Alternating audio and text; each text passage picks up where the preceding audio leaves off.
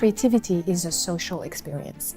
You're not creative alone. Despite its struggles, ESG can overcome the criticism and help make companies more accountable towards all stakeholders. Today we're going to talk about things like trust in teams, Bitcoin, blockchain, cryptocurrencies.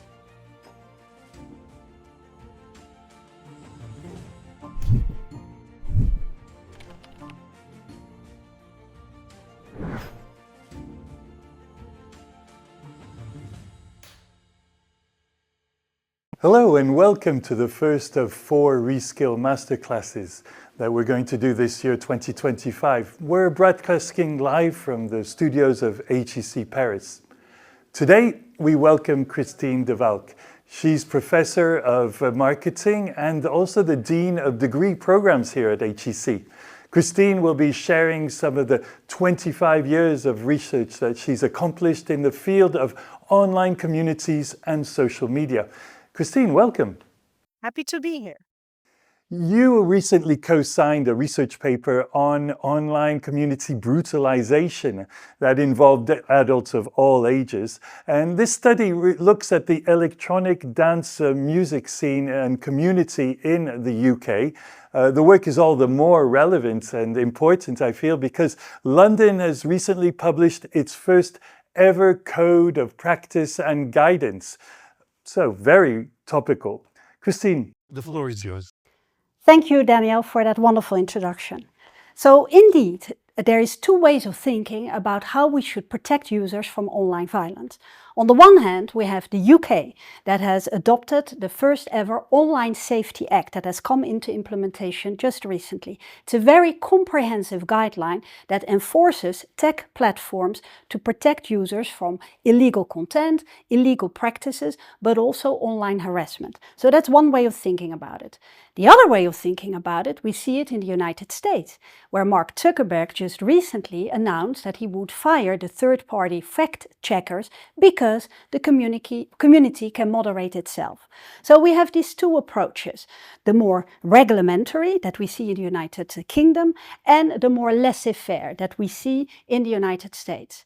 We asked the audience what they think how internet users should be protected from online violence. And this is the poll that shows you what the results were. So many of you indeed say that we should have some form of professional moderation. There's also selection at the gate, and the least of you believe that we should have volunteer moderators. I will explain that each one of those can play their role, but I agree with you, the research that I've done has shown that some form of professional moderation is a good practice.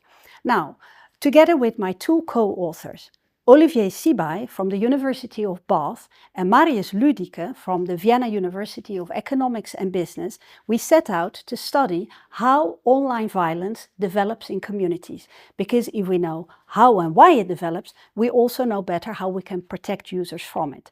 So as Daniel explained, we studied a community of electronic dance music in the United Kingdom.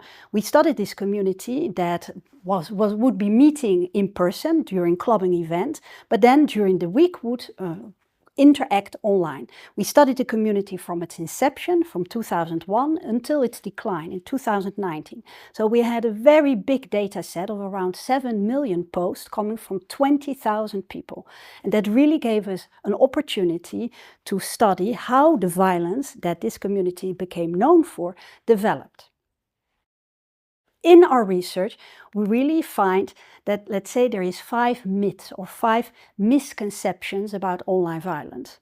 The first is that we would think if you're a member of a recreational community and you're being harassed by other members, the simplest thing is just to step out, you leave. It's an online community, you can find others. What we found in our study that this is actually not at all what members do. And there's 2 reasons for it. On the one hand, people have invested a lot of time and effort to build ties and social relations, friendship with other community members. People participate also in these communities because they get recognition for their expertise. And if you leave a community, then you leave that all behind. Another reason is that these communities are important information sources. So the community that we studied was the biggest, the largest, the most important community that gathered all information about electronic dance music, about upcoming events, DJs, playlists. So again, when people would step out of that community, leave the community, they would deprive themselves of that information source. So the first lesson is people are online, they can be harassed, they will not necessarily leave. And that put an obligation on the platform owners to protect users from that online violence. Second misconception is that people may believe that these outbursts of violence on an online community are isolated incidents. And what we found in our research is that is really not the case. Of course, what we found is that there is actually 3 forms of violence that make that this violence become endemic, meaning that it is really part and parcel of the DNA of the community. And these 3 forms of violence are the following. 1, you have the direct violence. That's what you observe, the outburst, the verbal slander, the harassment that is aimed at hurting people's feelings, their identities, and their self-esteem. That's one thing, but it's not the only thing. The second form of violence that we observed was more structural. That means that in these communities there is relational structures and power imbalances that actually lead to exploitation and discrimination. And the third form of violence that we observed was more cultural. It's norms, values, beliefs, narratives, things that people say to each other and that legitimate these other 2 forms, the direct and structural form of violence. So I will explain with the other 3 misconceptions how these 3 forms of violence interacted and how it could really lead to this very violent community. We have the online violence that is a culture. Okay, and it is not just a bad apple. So if you look at this image that represents the findings. So we see for 3 examples the 3 types of violence that interact. We talk about sadistic entertainment that indeed explains that in these communities people go there for entertainment. They go there for fun, they go there for excitement and sociality. However, regularly these communities actually are a bit lame, a bit boring. There is nothing going on. You know, we have these people that do the clubbing and then on Monday they're all back at work and there is nothing happening, and there's also nothing happening on the discussion forum. And we see that these communities then will find ways of entertaining themselves. In this particular community, they did that by means of blood games. This is really what we would see similar to trolling. So there would be a member that would be looking if they could find a more vulnerable member that would bait. And then that person would harass the other member for the entertainment of others. So we would be seeing in this community that other members would put popcorn icons and they would be cheering. They say, oh, come and look how fantastic this is. So we see these blood games of entertainment at the expense of others. Now, that is the direct violence.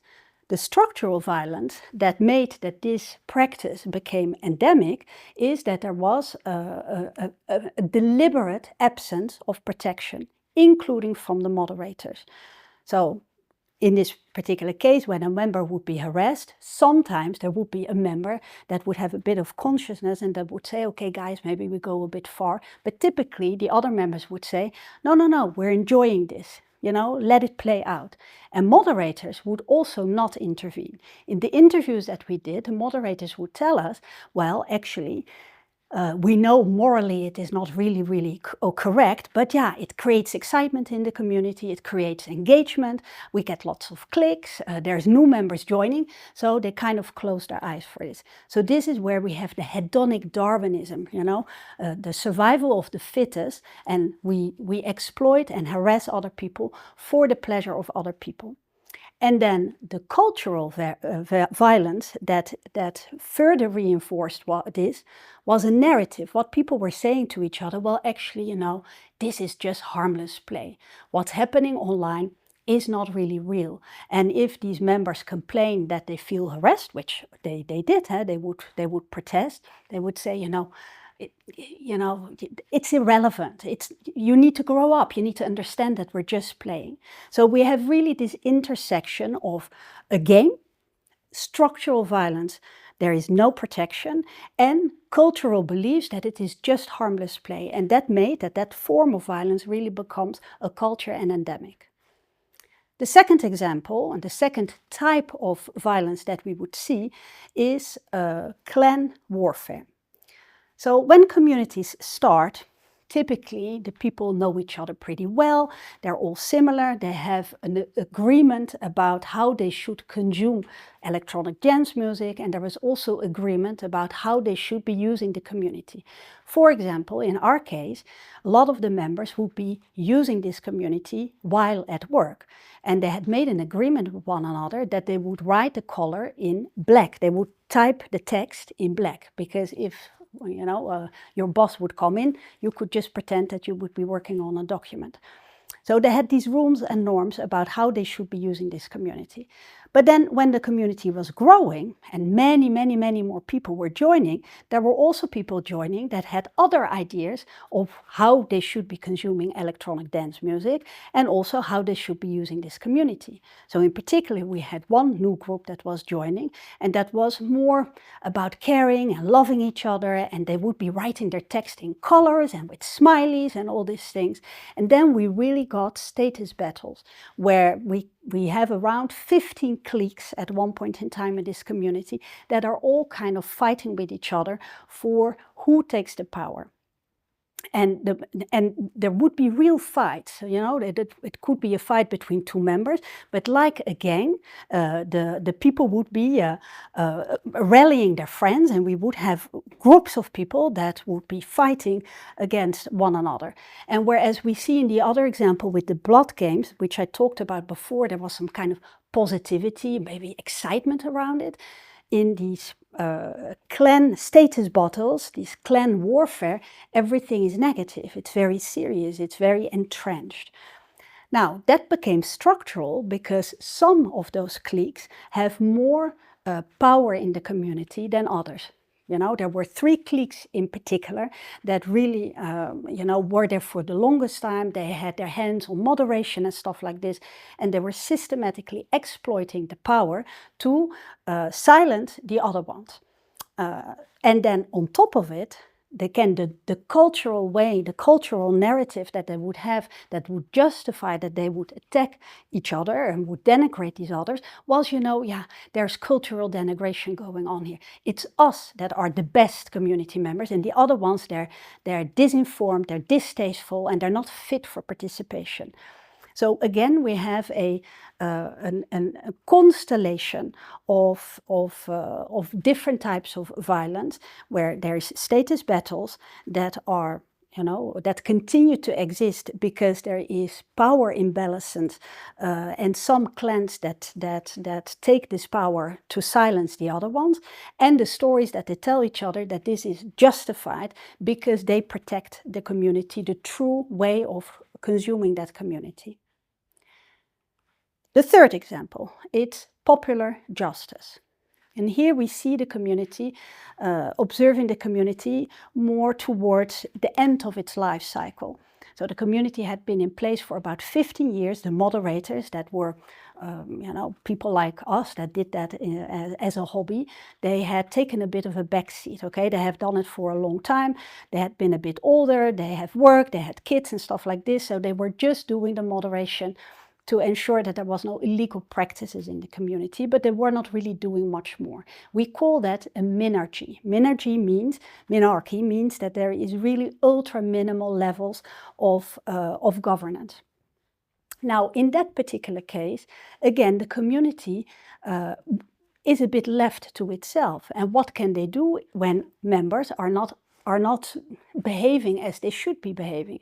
For example, we have a new member arriving, and she is starting many different discussion threads about off topics.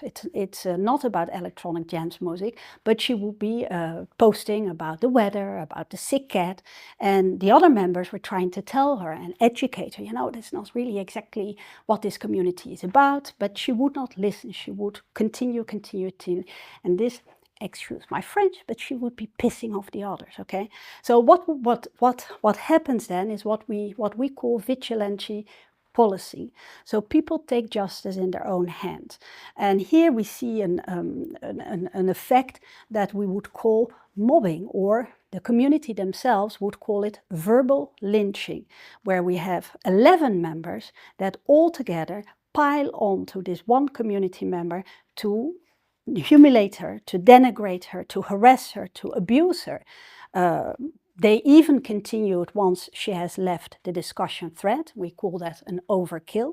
And this member, whom they did it to, she stopped frequenting the community for an entire year. She was really quite shocked. So again, the members justify that kind of behavior because, yeah, they need to protect the community, punish the other people that are not abiding by the rules.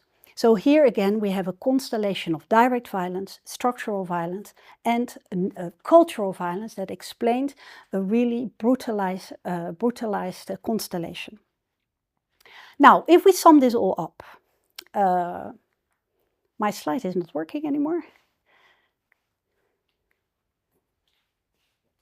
We will do it there, so that you see the final slide. Everything is stuck. Well, it doesn't really matter. If we sum this all up, so what should we do? Thank you. What can we do to protect users from online violence? First, when you observe direct violence, you need to do something, okay? You need to ban, censor, punish direct violence. And you can do that by AI algorithms that tell you when there's flame wars and these kind of stuff. You can empower members that they are able to block other members from contacting them. You can also have post limitations, for example. So you need to take care of the direct violence. However, our research shows that that is not enough. And direct violence will continue to erupt if you do not also treat the structural and the cultural violence. Our research shows that there is 3 needs that people have when they go to these communities: entertainment needs, status needs, and justice needs. So you need to take care of these 3 needs. In this particular community, where these members introduced these blood games, these very violent games, to create entertainment, the moderators took a stance and they introduced alternative forms of games that were non-violent. And that would be exploiting, let's say, the trolling skills of the members. They introduced a game where you would have to come up with creative words for the member above you that was posting above you, but they could not be insult. And then they created a word for that, so that it became a structural thing. And then over time, the blood games became, the narrative around them was, oh, this is old-fashioned, we don't do this anymore. So they really managed to turn around that need for entertainment, avoiding that it would become violent. When members go to communities, everybody is also looking for some kind of recognition and some kind of status. This is why you see in many communities different types of badges, and that's a good idea. If you have different types of badges that reward people for different types of behavior, you give them an opportunity to gain status. In another community that I studied, to avoid these clan warfares, which happened all the time. It's a community about cooking, and people would be fighting about how do you make your mayonnaise. That would go completely wild. They had this, let's say, trick where they say, well, let's forget about our differences and let's celebrate our similarities. And they had this game, I remember, where they would tell each other, tell me what is the craving that makes you wake up at night and go to the kitchen. And that everybody would be happy and pleased and see that they were actually quite similar. Another community that I studied, they avoided clan tyranny by creating regularly new communities so that everybody would have a new space to start together. Finally, moderation, and the fact that people need justice and they need some fairness, okay? If you need to have some type of moderation, you can have volunteer moderators that you can train. You can have a distributed moderation system that allows large groups of users to apply moderation rules according to set guidelines. You can have community etiquette, and particularly what you should have if you have moderators, you need to ensure that they represent the different groups, subgroups that you would have in your community. So if you do all that, you make sure that there is no real direct violent outburst. You also take care of the structural and the cultural violence, and you ensure that you satisfy people's needs for entertainment, for status, and for justice. Then you should be pretty okay and protect the users of your platform from online violence. I'm happy to take your questions.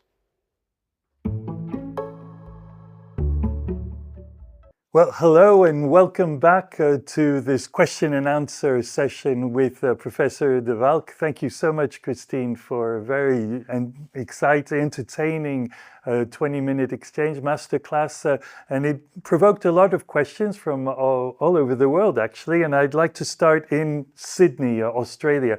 Victoria sends in this question. She, first of all, remarks that not all these online communities are identical. And she asks if you can give us some insights into which communities are more likely to develop this toxicity that you described compared to others. That's a very interesting question, important question. So I would say communities that are more hedonic and that have a higher need for entertainment are more prone to have this sadistic entertainment brutalization happening. If you would think about communities like Discord or Reddit or Twitch, where people go for thrill, they do thrill seeking. This is the kinds of communities where when there is moments of lameness, tediousness, maybe they will retort to this kind of violence. In that sense, we would expect it to happen less in communities that are more support-oriented. Mm-hmm. You can also think about communities where there is a greater emphasis on being similar. Because then if other members would come in and that would perhaps be non-conformist to what they think the community should be about, they could perhaps react with that anxiety about protecting their community. And finally, there's different types of community ownership structures. So perhaps those communities that are owned by consumers or that are very easily accessible, they may actually be also more prone to this popular justice that we have seen because there's just less resources for moderation. Well, here's a question that actually is quite close to home because it comes from Manchester. Paul has written in and maybe he was part of the community. It's possible. He asks, how does your study generalize to other social media platforms? That's a good question too, because the community that we studied was between 2001 and 2019, and it happened on a discussion forum. And of course, a discussion forum has particular functionalities that are not necessarily exactly similar to all other social media. With my co-authors, we still believe that what we found in this online community generalizes to social media. Why? If you would think about social media, you really see that it is a place where people come for excitement, for escape and this kind of thing. So there's this need for entertainment. We also see in social media more and more that people play a role. So what is real and what is possible, there is a blurry line, which means that people could believe that what's happening online doesn't really affect people and does make them less perhaps taking care of each other. And finally, social media are just part of a broader media market where exploitation of emotional pain is accepted. So it makes that social media are quite prone again to that kind of sadistic entertainment constellations that we saw. In social media, there's people from all walks of life that come together. That then also makes that there's less agreement of what that particular gathering should be about. And thus you can get clan warfare. And maybe even we would see that there is opportunistic influencers, political parties, algorithms that fuel polarizing narratives. So in social media we have this constellation that is very prone to the clan warfare. Yeah, the basic instincts that seem to come out online, and when in your research you went and did an anthropological approach in person, you didn't find at all this kind of aggression that you witnessed online. I'd like to come back to another question. This comes from the other side of the world by someone who must be, early riser, because it's from Santiago, Chile, where Alejandro asks a simple question, but which I think touches general approaches to research. Why, in your paper and in your presentation, do you not name the platforms that you study and the real names of the people you quote in your paper? That's an interesting question. That is, let's say, the way, it's the norms in how we would do research. When we're researchers, we're not reporters. We're not judges. What we try to do is we try to understand. And for that, we look at the phenomenon, and it is not really necessary to disclose your informant. By that, and by doing so, you protect the communities or the people, the places that you study. You protect your informant. And again, yes, we're not reporters and we're not judges. So as researchers, if we want to have access to, continue to have access to people and to what they're doing, and sometimes things that are not that kind. We studied stuff, for most people don't want to be recognized that they have harassed people online. So by guaranteeing anonymity, we learn more. A question comes from Paris, around the corner, from Beatrice. She says that your data collection stopped in 2019, I believe. How has this platform that you studied evolved? What's changed? So the platform actually is still in place. Miraculously, that has really, really survived, and there's still some oldies that are in that platform. However, by 2015, the larger user base would be migrating to other platforms. So the community is still active. I will not give you the name, so you cannot check on it, but I've recently looked at it, and there's still a couple of people that are regularly chatting and connecting with each other. But the information source around electronic dance music in the UK has moved to different kinds of social media platforms. This final question comes from Kinshasa, someone called Lillian Mubanga. She's a lawyer, and she asks, how can you detect the violence and that must begin in the community?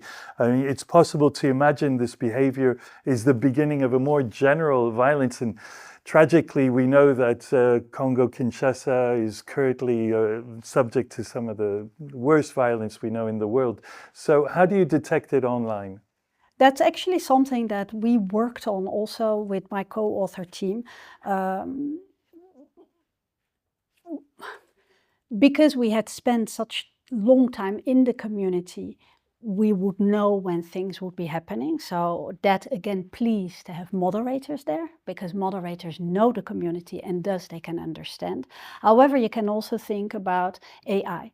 And we ourselves, we developed a vocabulary that could help us detect episodes in the community where there was violent behavior. So we have AI is getting more powerful and more clever, let's say, every day. So I am convinced that that will help us to detect outbursts of violence, and perhaps even more importantly, that can detect this structural and cultural violence, the narratives. I think that is also something where we can expect that AI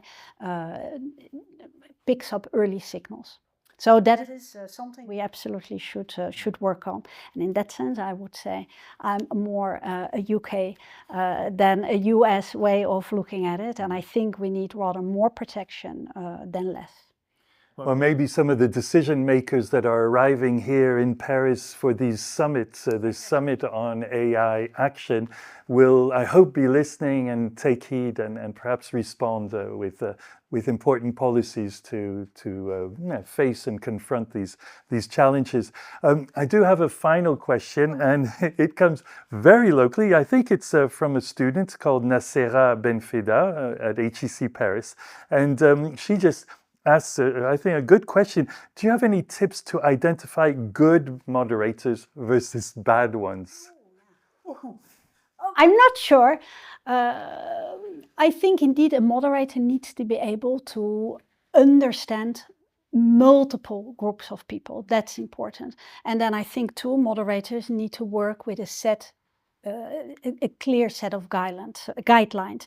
So if you do it at your whim, or if you do moderation just for your friends, then that will only increase the possibility that these online violence structures develop. So online moderators should be impartial, should be able to apply and follow rules, and they probably need to have a little bit of a thick skin, because the way what they do is not always appreciated in these communities. So they should be able to explain why they do things. And perhaps even also be representative of the society they live in all its diversity and different social classes. Professor Kristine de Valck, thank you so much. Unfortunately, time has caught up with us, and so I'm going to have to wrap this up, and really hope to invite the watchers, the viewers, to the next RESKILL masterclass. And the next time we'll be talking actually to another equally impactful and interesting academic here, Professor of Law Pablo Baquero, and he'll be sharing the ins and outs of the AI Act that the European Union passed exactly a year ago in 2024, early 2024. The masterclass is scheduled for April the 10th at the same time, so please be sure to tune in. Goodbye.